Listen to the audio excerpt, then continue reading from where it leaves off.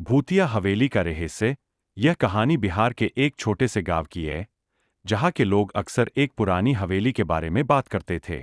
हवेली, जो सदी पुरानी थी, गांव से कुछ दूर जंगल के बीच स्थित थी। लोग कहते थे कि वहां रात को कुछ अजीब घटनाएं होती थीं।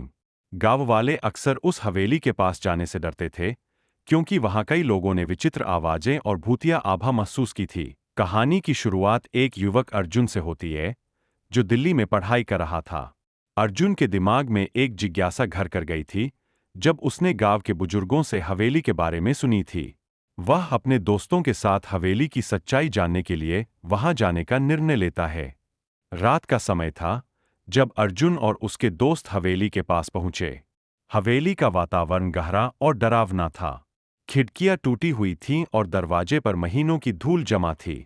जैसे ही उन्होंने दरवाजा खोला, एक ठंडी हवा का झोंका उनके चेहरों से टकराया और सभी का दिल तेजी से धड़कने लगा। अर्जुन ने सबको आराम से अंदर जाने को कहा, लेकिन जैसे ही वे अंदर कदम रखते, उन्हें कुछ अजीब महसूस हुआ। किसी ने दरवाजे को बंद कर दिया था और वे अंदर फंस गए थे। तभी अचानक किसी ने उनका नाम पुकारा। अर्जुन ने डरते हुए आवाज का पीछा किया। उसे पुराने आंगन में एक मुरझाई हुई महिला खड़ी दिखी, जो चेहरे पर कोई भाव नहीं लिए थी। अर्जुन ने डर के बावजूद उससे पूछा, तुम कौन हो? महिला ने चुपचाप जवाब दिया, तुम सब यहाँ क्यों आए हो?